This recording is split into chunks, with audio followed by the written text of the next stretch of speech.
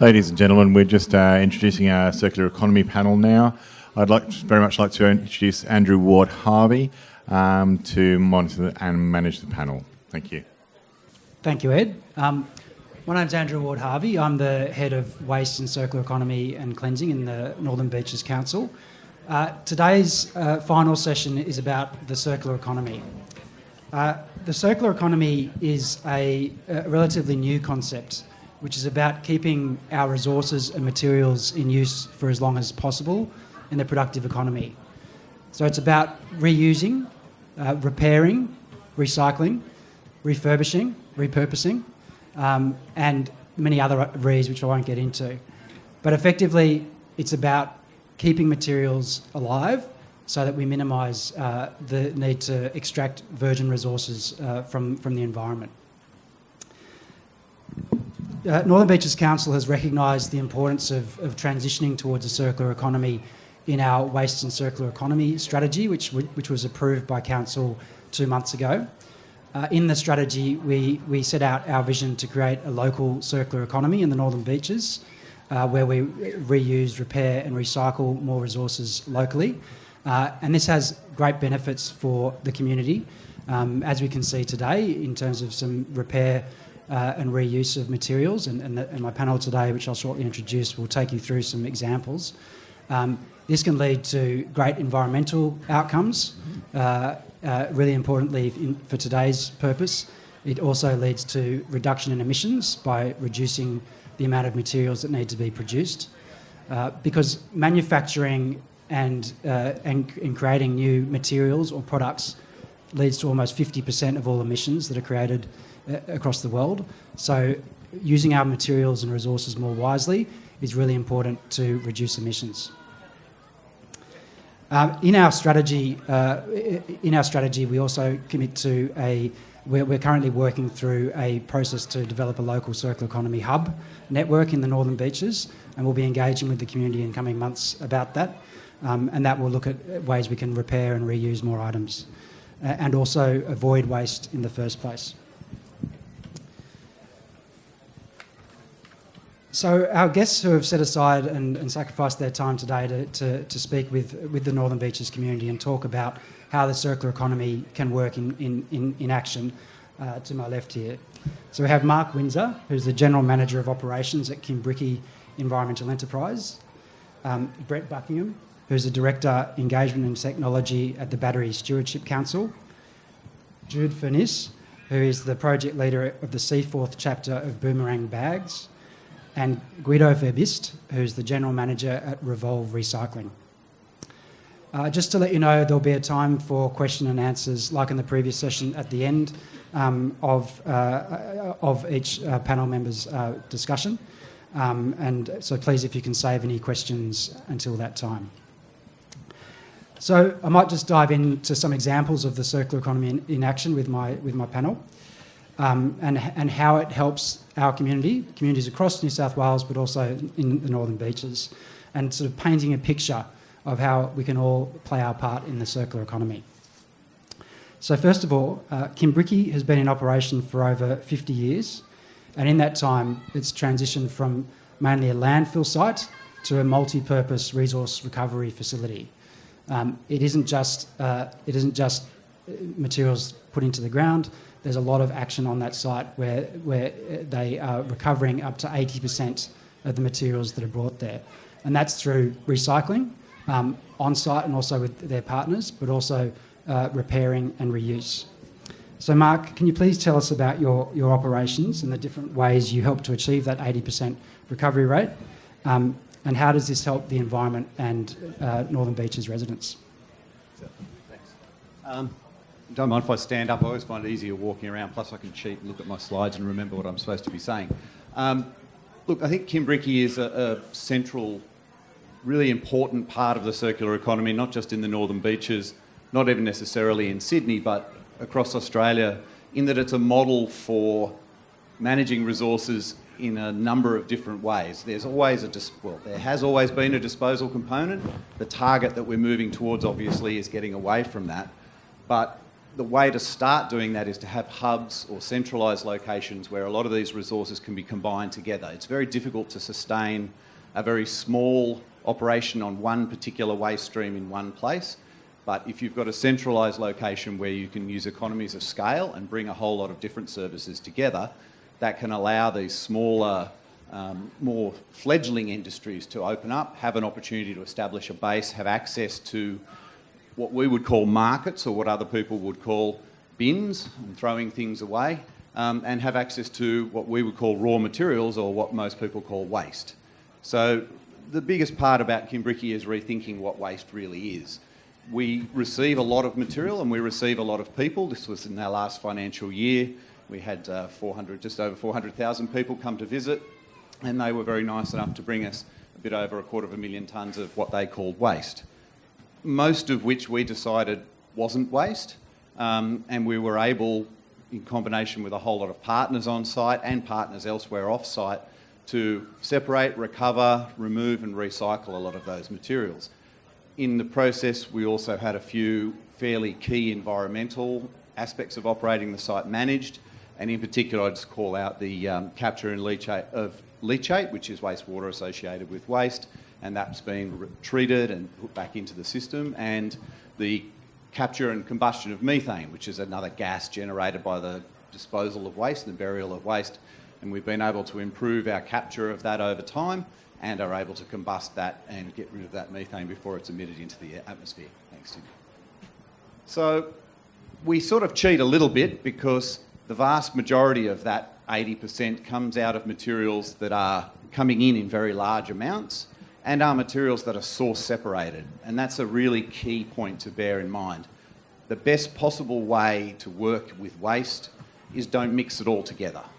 When you get things separate and things are already coming to us in separated waste streams that are pretty homogeneous and pretty consistent in what they're made up of, it makes it far, far more effective, simpler and more productive for us to be able to recycle them. So some of our big movers produce a lot of that 80%, and they all operate in the 98% plus recovery lines, where really almost everything that's coming in that particular type of waste is turning around and going back out again as a product. So things like vegetation, brick and concrete, and household recyclables are all things that we can move enormous volumes on and we can recycle. The problem is, to some extent, recycling and Kimbriki and all of these concepts are band-aids because they still continue to be linear. They're a flat line process, and some of them can be very energy intensive and quite difficult to sustain and to justify versus the manufacturing of new products. And this is particularly so in some of the more fringe cases of things like polystyrenes and soft plastics, products that are difficult to handle, difficult to transport and difficult to recycle in big scale. So these big movers are pretty easy for us and pretty straightforward. But what we really are relying on at Kimbriki to go forward and to move away from this linear waste economy into a truly circular economy is through our other group of people on site. Thanks, Tim. The battery stewardship. No, sorry, segue. What we like to call the influencers on site. Now, they don't recycle 80,000 tonnes at 99% efficiency by using crushing screens and truck and dogs and boat. What they do is, in some ways, more significant, because what they're really doing is they're driving awareness and behaviour change. The real answer to waste and the real key to achieving circularity is not in technology, it's not in processes, it's not in trucks, it's not in crushing plants and hundreds of thousands of people coming and going.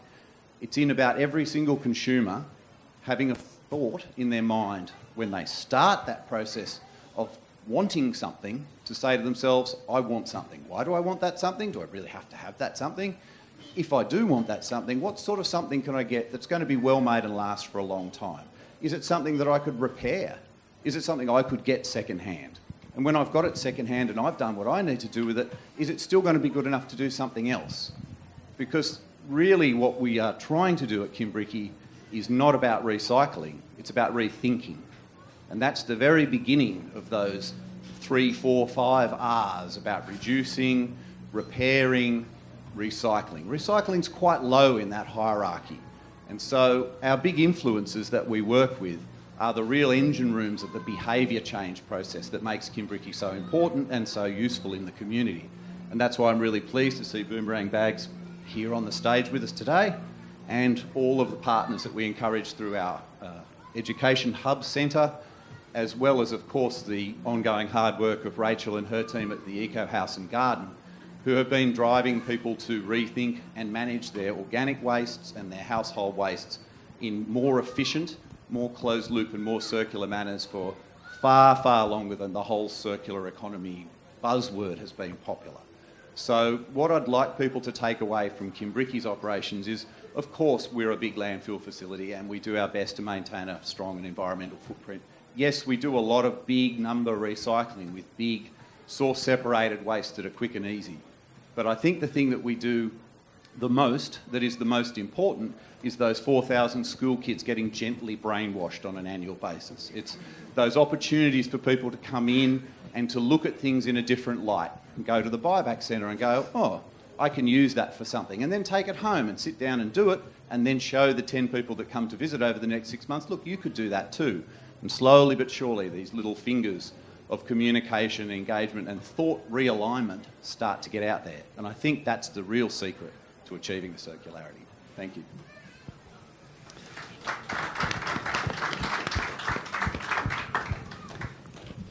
Thank you, Mark. That's some great food for thought for our coming panel members. And through the next few examples, you'll see reuse, repair, recycling, rethinking throughout, and that is fundamental. It's not just words for the sake of it, they are to change that mindset. So our second panellist is Brett. Brett Buckingham, as Australia's official battery recycling scheme, you ensure that the precious materials in every battery that gets dropped off is made into something new.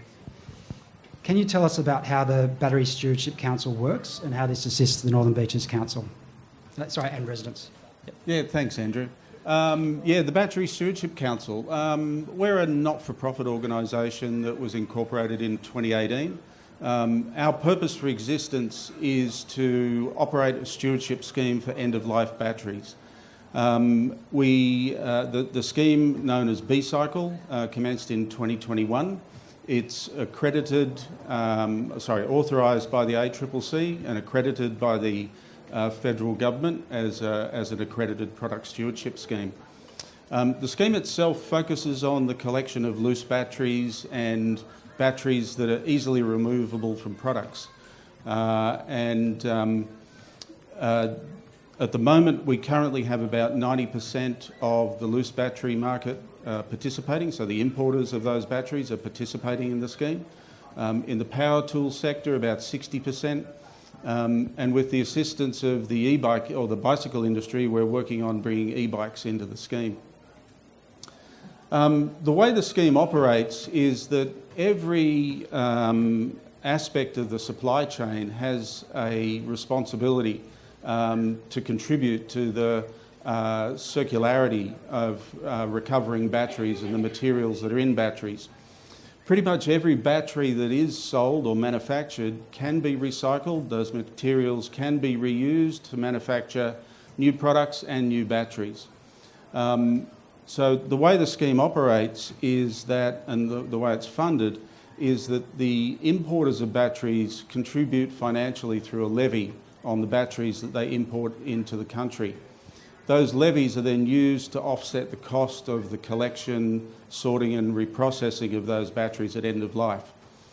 One of the unique things about the B-Cycle scheme, and it's unlike any other product stewardship scheme in Australia, is that we operate an accreditation model so that organisations that perform the collection, sorting and recycling are accredited by the BSC to a certain standard to ensure that from a collection perspective the batteries are collected in a safe and sustainable fashion, and that the batteries are then taken to a facility where they can be reprocessed and that those materials are then reused in manufacturing. Today we collect about 70% of the batteries we collect alkaline batteries, so the AA's, AAA's that you would buy from your supermarket. And 100% of those batteries are reprocessed here in Australia and turned back into the manufacturing of other products. For the lithium-ion batteries, the initial process is handled here in Australia, where the battery is broken down and the materials such as steel and copper are recovered here locally. The piece that's not recovered in Australia is what's known as a black mass. And a black mass is a conglomerate of lithium, cobalt, nickel. And in Australia, we don't have those facilities at this time to process those, so they are exported at the moment. The purpose for our existence, though, as I said, is to grow the collection of batteries and to help grow the industry so that there is sufficient resource being collected so that industry can then establish reprocessing facilities to process that black mass here in Australia. For the environment, the collection of batteries is really important, because if prior to the scheme commencing, there was probably about 2% of batteries being collected and processed, and the rest of that, the 98% that wasn't being collected, were ending up in landfill. And that's a bit of a problem, because you start to see those chemicals that are in those batteries leaching into the soil and waterways, and that's not good for our environment. From a point of view of the country and our ability to reuse our resources, battery recycling is really important. I think Mark alluded to a linear approach to things, and I think Australia has been really good at operating in a linear approach where we dig things out of the ground, we send them overseas to manufacture products. Those products might come back here, but when they're used, traditionally we've stuck them back in the ground in landfill. We can recover batteries, and we can recover the minerals in those batteries, and we can reuse those materials in another manufacturing process. Whether that's to manufacture batteries or to manufacture other goods, all of those materials are recoverable and reusable. From a community perspective, I think there's a really important reason to be recycling batteries.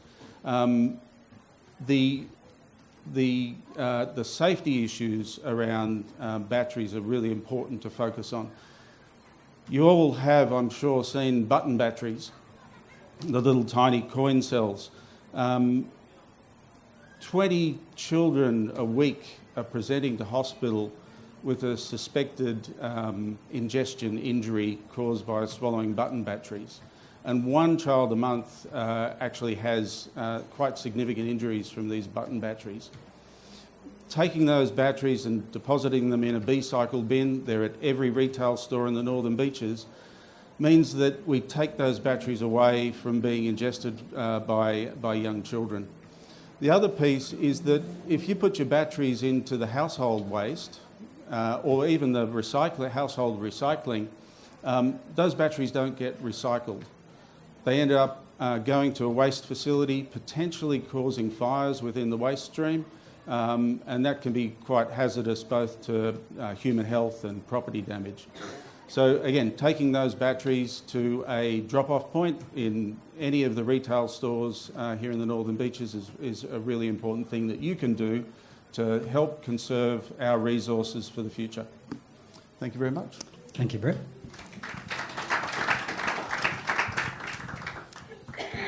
Please don't put batteries in your bin, that's all I'd say. There's some real problems you may have seen on the news over the last year or two with that, and those fires can be very dangerous for people in the waste industry to handle, and they can cause real problems with then collecting more recyclables into the future. I think that's really good, Brett, as well, in terms of looking at the environmental, social and economic side of the circular economy.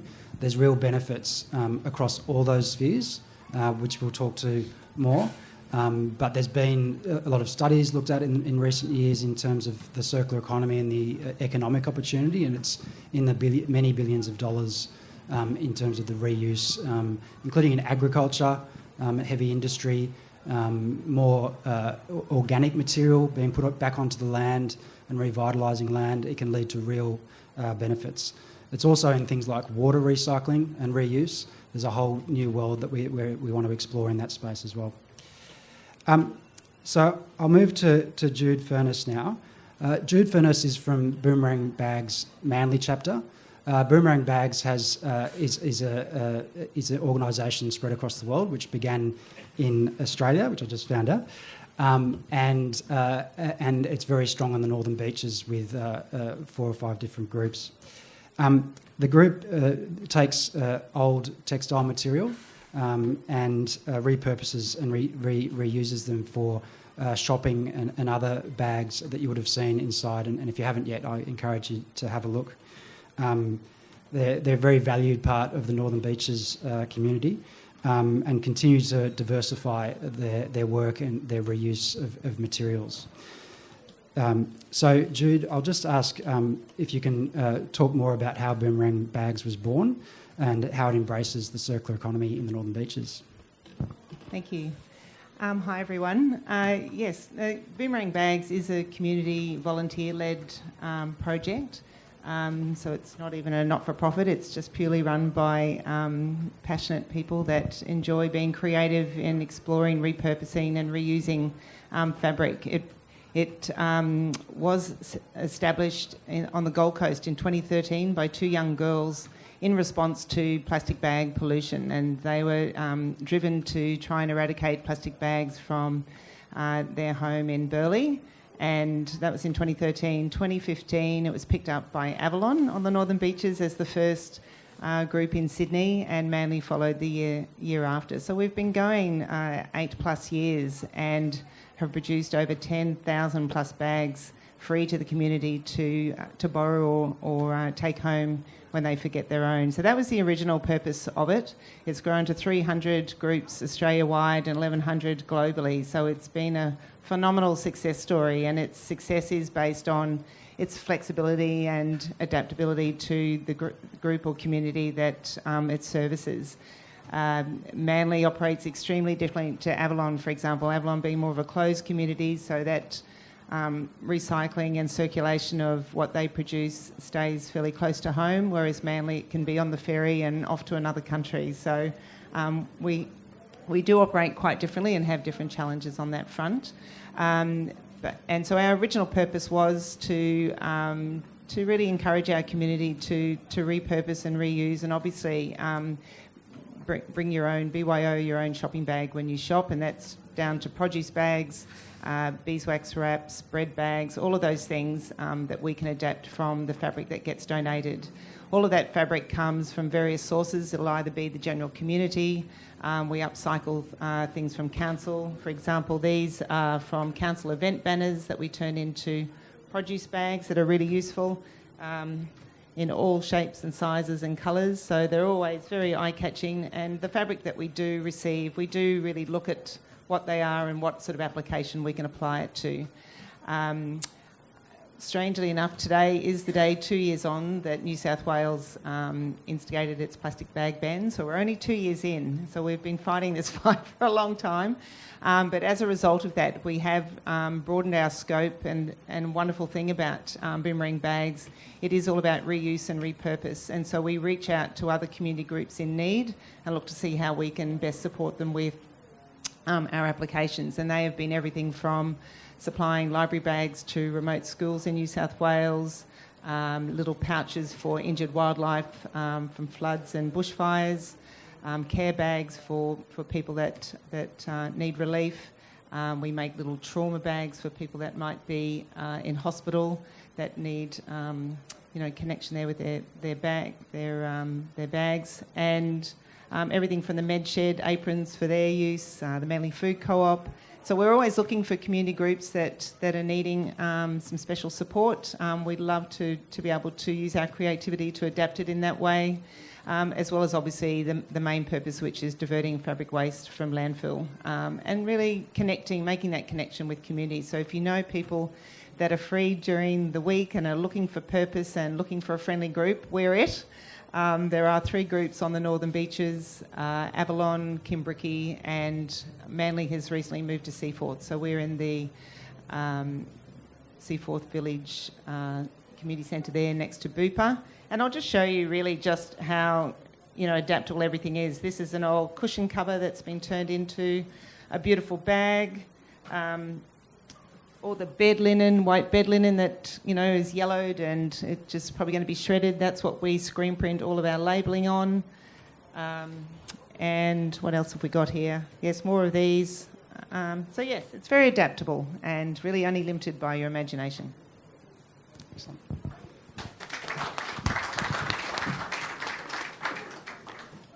Thank you, Jude. And I think that's a great example also of the social connectivity that the circular economy can help generate. It brings people together, and that's what we're working for over the next few years in the Northern Beaches. Our final panellist is Guido Verbist from Revolve Recycling. Revolve Recycling, you may have seen the bikes over just behind the stall over there. It's all about putting the wheels into circularity and sustainability. It was founded about 3 years ago in 2021, and they are determined to divert old bikes from landfill and promote reuse, repair and recycling. Guido, can you tell us about Revolve Recycling's great circular economy business model and the impact it has had and continues to have on the Northern Beaches? Yeah, thank you, Andrew. So, Revolve Recycling is a brainchild of basically 2 ideas that came together. On one hand, you have Peach Michael, who is the founder of this organization and used to be the CEO for Accor, the Australian Council for all the recycling businesses. And he has also been the CEO of Lifeline and happened to be a bike enthusiast. And I have a background in reuse and repair, like the Bauer that I've been managing for many years, and a specific interest in demonstrating that circular economy is not just a buzzword, but it is something that we actually can implement. So we found ourselves in the reality that the bike industry is confronted with, and I'm going to give you a few numbers to make that clear what I mean with that. In Australia, nationwide, every year, there are 350,000 bicycles that are thrown away. In the Sydney metropolitan area, it's 35,000 every year that are thrown away. In Australia, 1 in 4 child doesn't have a bike, has no access to a bike, the family can't afford a bike. 50% of all the bikes that are sold in Australia are what we call big box bikes that you can find very cheap at Kmart, Anaconda, and they last 72 hours. We have done the exercise. We actually bought 2 Kmart bikes, and we bought 2 good quality bikes, brand new. We worked with Choice, the consumer organization, to do that, who brought in their expertise. And we had 4 riders going around town, commuting basically daily with those bikes, and came in every month for a check and tune of those bikes. And the Kmart bikes needed every time big repairs and parts that had to be replaced, and ultimately became even more expensive than the new, more expensive bikes that you initially buy for a good price. And after 72 hours, they were no longer safe to continue using them, and we had to remove them and dump them. So we collect every month now 400 to 500 bikes, but out of that, only 25% can be reused and redeployed, because the rest is those Kmart bikes that is not good enough for anything. It's not safe to give them a second life. Even no mechanic can do a good job to those bikes. So there is a big problem there that still has to be addressed.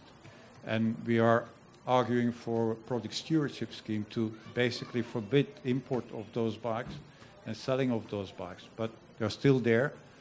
We use them for metal recycling and for rubber recycling. And that's the negative part. The good part of what we do is that there is actually a growing interest and understanding that bikes can be given a second life. So of all those that we collect, we sell 50, 60 bikes every month for the prices you can see them there for a third of the new price.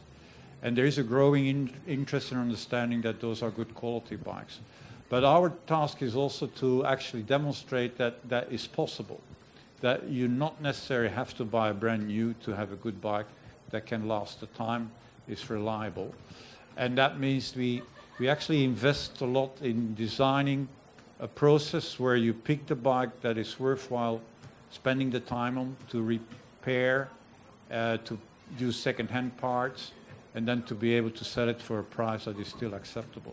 That in itself is that's the circular economy model that we have been developing over time and are now in a position that we can do it on a larger scale, because that's where the result and the impact will come from the scalability of it.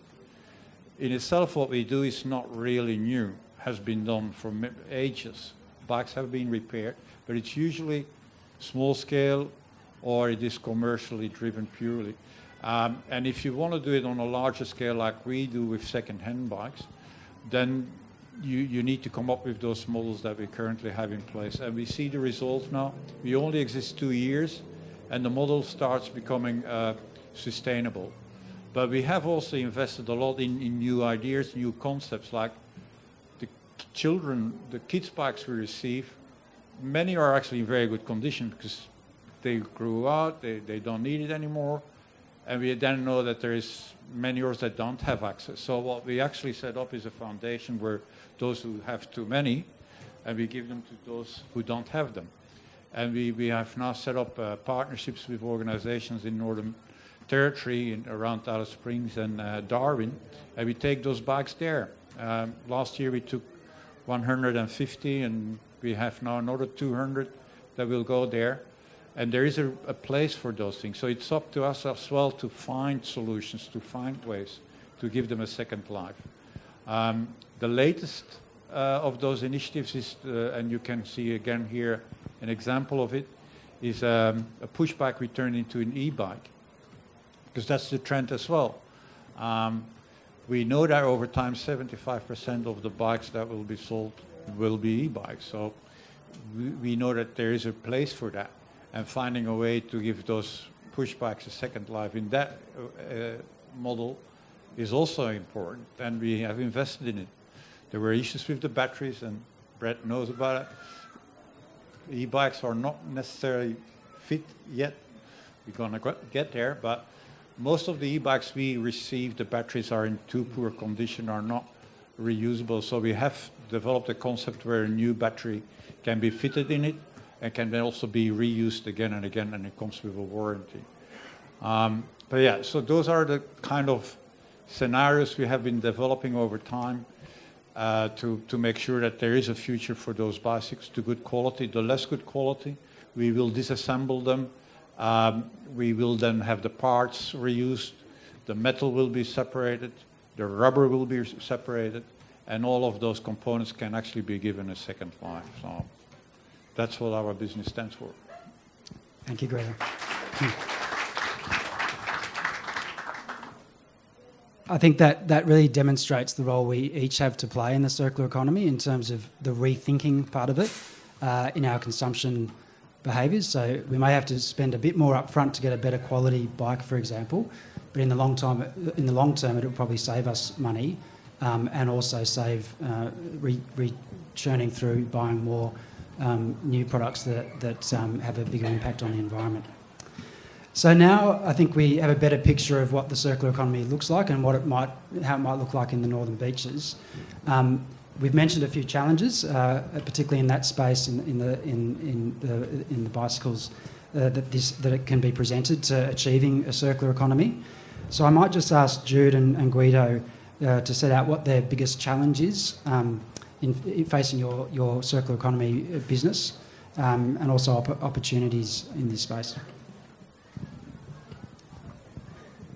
Our biggest challenge, I think, at the moment is really actually just connecting with our community to get that message out there as a community-based group. Our demographic is that comes to volunteer is sort of probably 40 and up, to be able to get the word out there, and also to just really get people to understand about fabric waste and repurposing it as well. So it is really an education challenge. Our challenge is basically turning a waste product in something that has a value. Because in itself, recycling waste, and that's known throughout the sector, is not necessarily a financially sustainable model. It is about the added value that you create. Finding, in other words, a new product, designing something around it, that waste becomes a new resource for a new product. So it's this energy that you have to put in creating new things, thinking outside the box, taking initiatives to test them and develop new programs and new products out of that. That is actually the biggest challenge that I think exists in the circular economy if you really want to be successful in turning something into a positive product.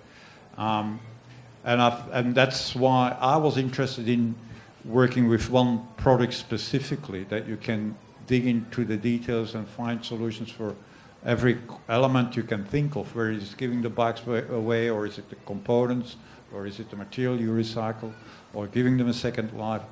So spending the time to do that properly was the challenge, and I think we are on track to be successful with that.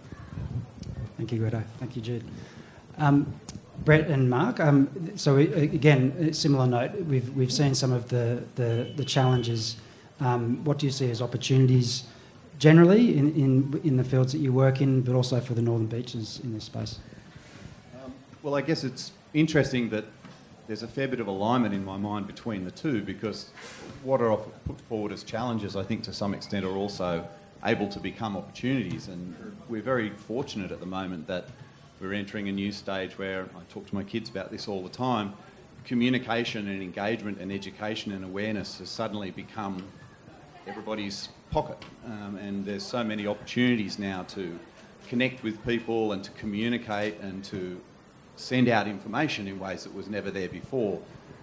Circularity really involves everybody, and I think that's one of the other great opportunities about it, is it's not a reliance on a government, it's not a reliance on a big corporation, it's not something that they have to do, it's something that we have to do. And the we then becomes, everybody has an opportunity to become involved in that in a positive and productive way that means they can make a difference for themselves, but they can also make a difference across the whole sector. And we see this with a whole range of different types of waste that come into the facility. I mean, pragmatically and practically, one of the big things that you could do that would help us in what we do at Kimbrickie is think about what you're putting into your waste streams and what each waste stream is. So think about your blue bin as being precious, because that contents of those blue bins will become cardboard boxes, and if they're good clean materials going in, they'll make lots and lots of cardboard boxes cheaply, quickly and easily. If there's a lot of junk in there, then it won't. Think about what goes into your yellow bin in a similar vein, or what goes out on the curbside, or anywhere that you're generating. And the time to think about that is not as you're putting it in the bin, it's time that when you're going into the shop. So it's that mindset again of, I'm going to purchase something, whether it's a bike or an apple or whatever else, make a decision to think, what's going to happen when I'm finished with that purchase that I'm about to make? And I think it's not just being circular in terms of waste. I mean, what we do at Kimbrickie, we're at the end of the line. That's what I was saying earlier.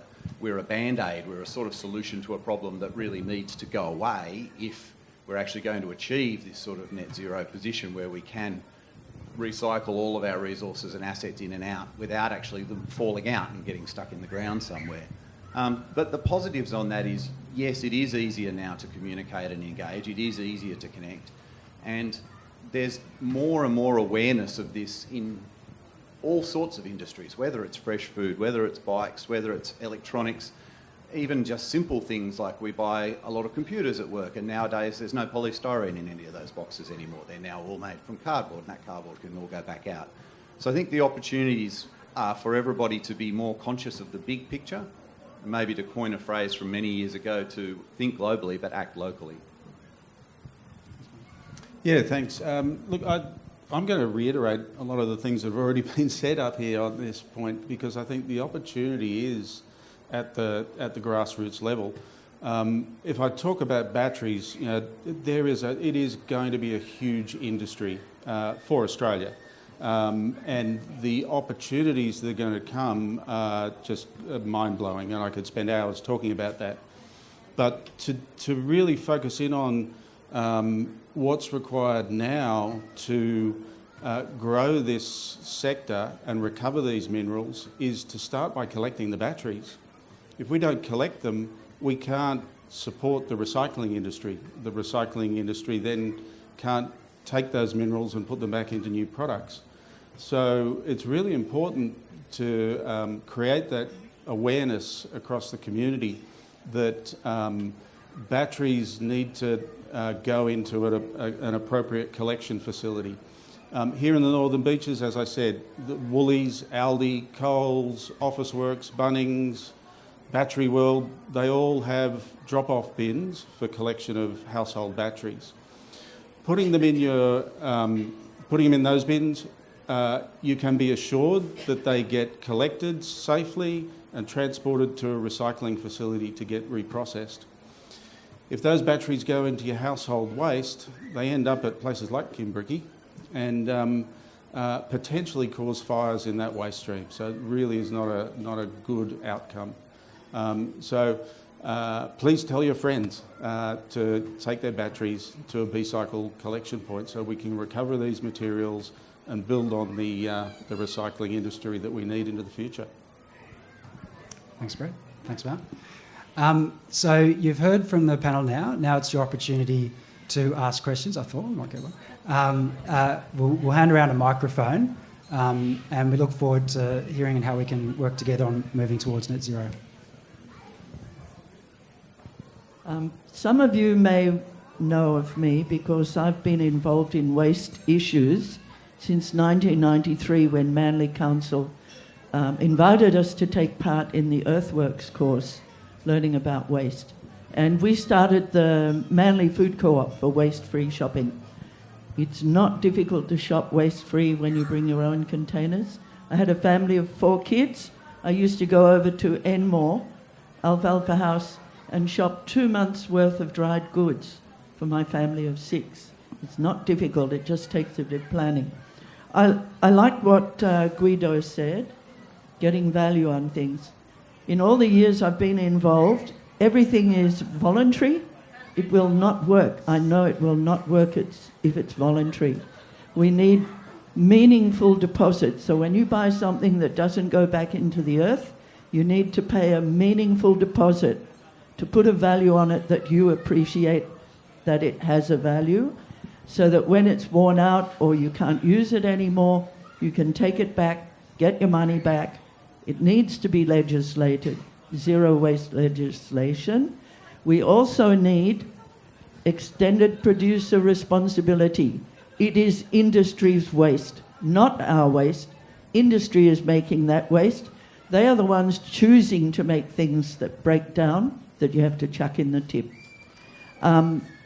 Well, your clothing, for instance, is an example. If you wear natural fibre clothing, that won't cause a problem at the end of its life. But the amount of clothing that people are buying so cheap and just chucking out when they're tired of it, disgraceful. I hope you don't mind, I've listed a few things. Furniture, 1920s furniture being put out on the side of the road. The garbage truck comes along, crushes the whole lot. Timber you cannot find anymore. Surely councils can get together with one another, find a place maybe in the west of New South Wales or somewhere to create employment, to repair furniture, because if we don't collect it now, it'll all be gone, and what we're left with is crappy chipboard stuff that's going to break down. Australian native landscapes, they're selling their compost in plastic bags. Why not take the buckets that food comes in, other products come in, put a deposit on the bucket so that when you've used your compost, you take the bucket back and get another bucket of compost or wood chips or whatever. Houses. I watched 2 beautiful California bungalows just demolished into the ground. All that beautiful old materials that you can't get anymore is just trashed and sent to the tip. So why not make builders pay for the embodied energy in the houses they're knocking down, pay for it, the embodied energy, and also the non-renewable resources. Before they knock it down, they have to pay a sum of money. Of course, this is not council's work, but council should be able to get together and force government to do this. Container deposit, 1978, they had it in South Australia, and it works beautifully. We fought Coca-Cola and all those companies for years before we got a deposit system, which is not really a working system. Glass is a closed loop product. We shouldn't be crushing glass and putting it into the road fill.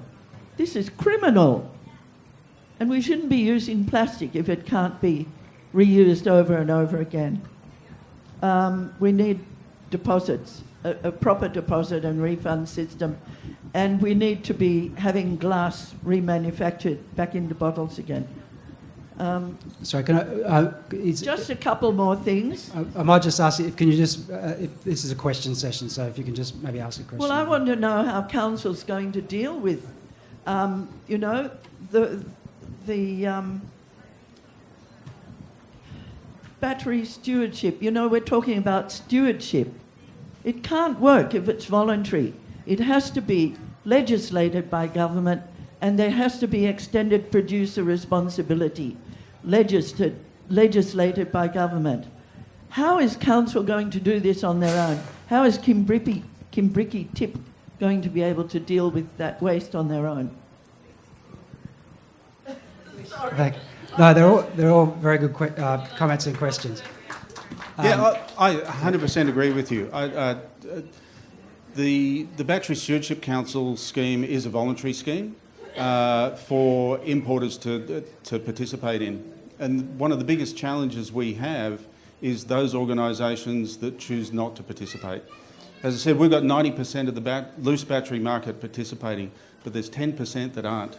And so we are in constant dialogue with both state and federal governments to seek regulation on this, to ensure that we capture all of the organisations and all of the batteries that come into this country so that we can recycle them and use those minerals again. 100% agree with you. It's got to be in the law. I can say that definitely, I think my colleagues would agree that there's never been more attention in the policy space to waste recycling circular economy than now. There's a lot more action that's needed, and a lot of work is being done. Whether we get to where we need to go is something we all have to work on together. Look at the small number of people in this audience. Nobody is interested in waste issues unless it becomes legal responsibility. Okay, excellent. Any more questions? Sorry. Yes. Yeah, my question is in regard to shared responsibility about food waste and what council might be doing around FOGO and or the education that I believe is important in introducing people to not only the composting, which you've done a great job of, but also to the idea of the website Share Waste, which Costa once spoke of, and I think it's wonderful. So the question is, what is council doing in regard to the FOGO and introducing that so that people are encouraged to not waste food? Thank you. It's a great question.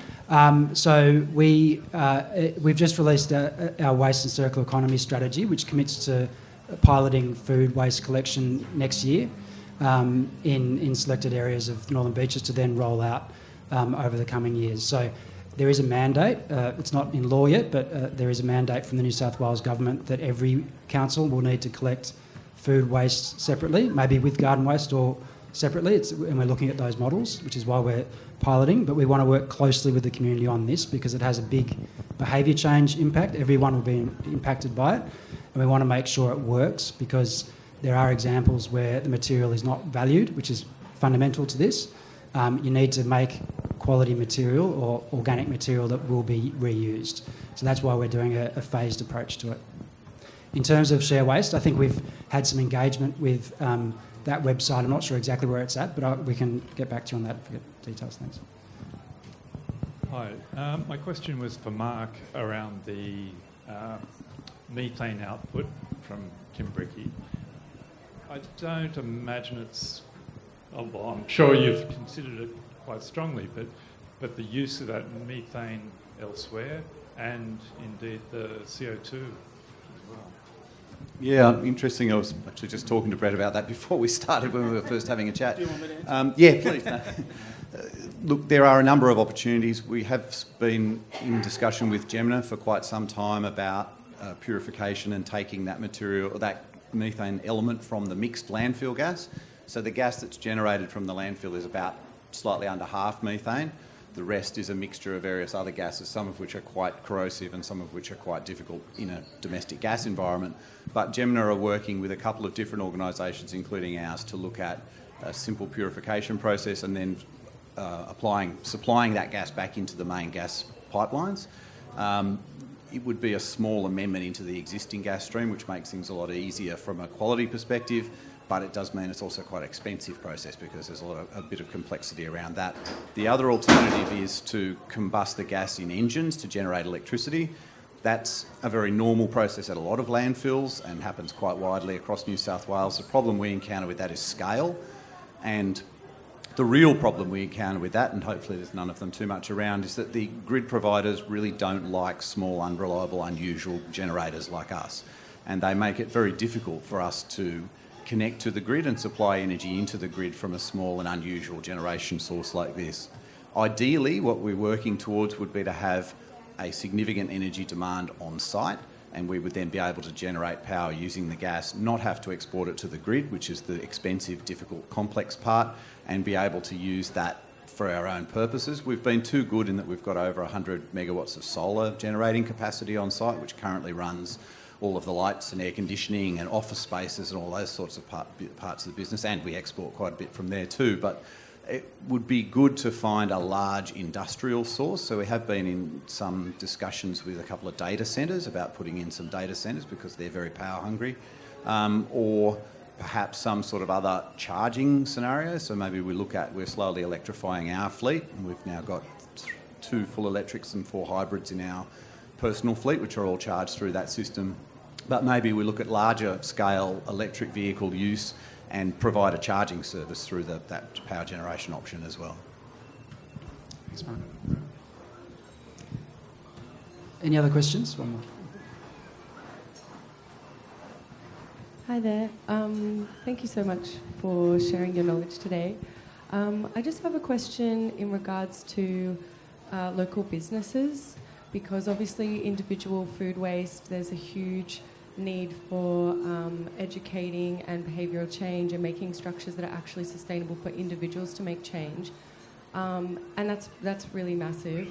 But when it comes to businesses, are there any incentives for local businesses such as grocers when it comes to food waste, which is, really just a concept? Like anything that we say is waste goes back to the earth. So this food waste could be used for composting. We could have more community gardens. We can make change more as a collective and obviously as individuals, but I think it's now time for us to think of ourselves more collectively. Is there anything that Council is doing in partnership with local businesses? Because I think they can, start to make change in ways that us as individuals can struggle with, I suppose. Thanks for that question. That's a really great question. We generally, when it comes to business, we do have some engagement in that space. But there are state government programs that work with businesses on reducing waste, and the bin trim program that the state government provides grants and helps businesses assess the amount of waste they're generating and are able to reuse. But it's certainly something we want to be looking at whilst we're rolling out the household collection. Our primary responsibility, our legislative responsibility, is on the household, but we definitely need businesses to come along on the journey as well.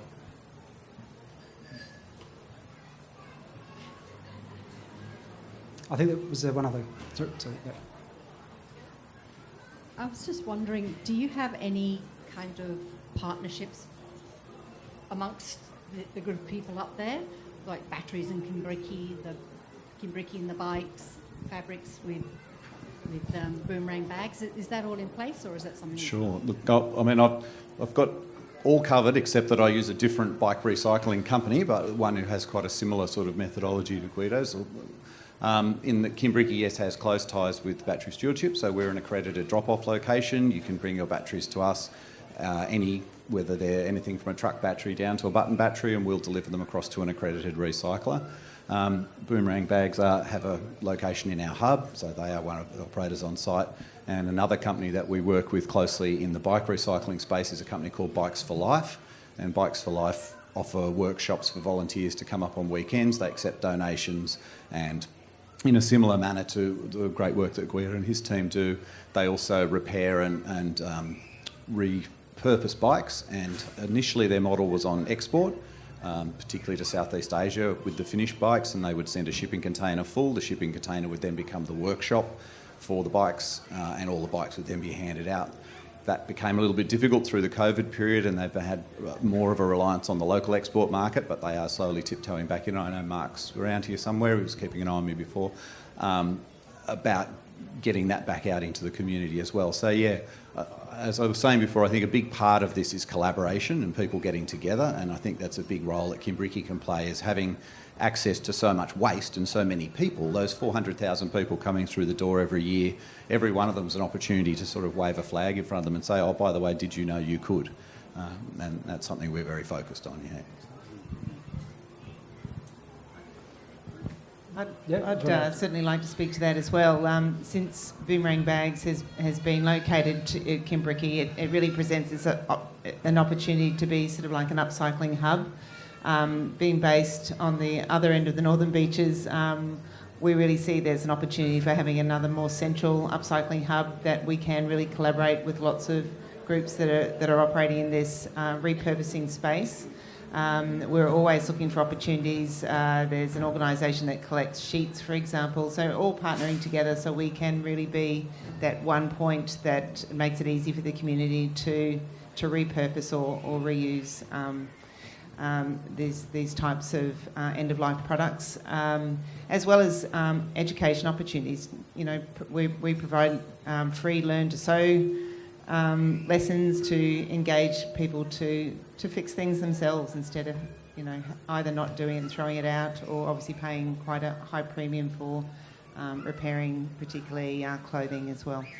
And one other thing is we've had a few reuse events over the last 2 years that some of you may have attended for dropping off very good condition textiles, metals, etc., and bikes that we've worked with Revolve Recycling as well. And obviously we kind of do a lot with Kimbriki as the major shareholder as well. So that's a day in, day out. We're always working with Kimbriki. I might just take one more question. I think we're running over time. I'm hearing an alarm behind me, so I'm not sure if it's subtle. So I might just take one more question.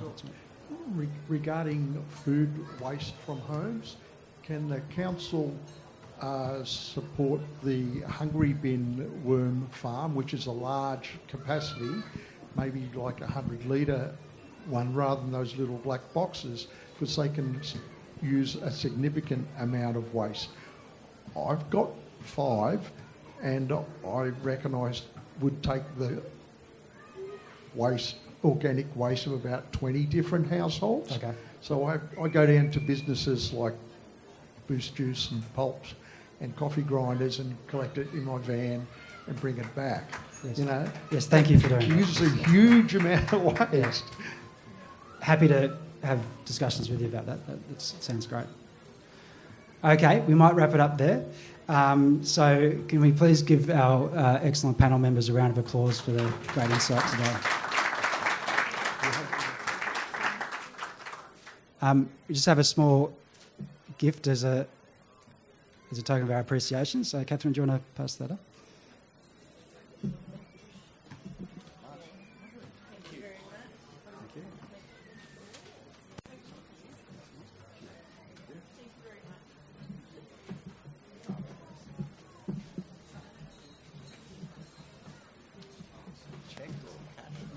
find out. Just don't say it to me.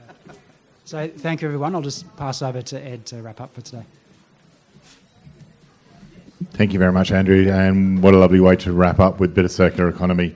We do have one last final registration prize winner, and Agnes Vigliani. She wins 1 year subscription to Renew magazine. I'd just like to say thank you so much for coming today. It's been a fabulous day. We've had so much fun, both the staff, and great to see everyone here. We're really looking forward to seeing you at the next one, and hopefully we'll get those EV drives happening at the next one. Thank you again so much for coming. Really appreciate it.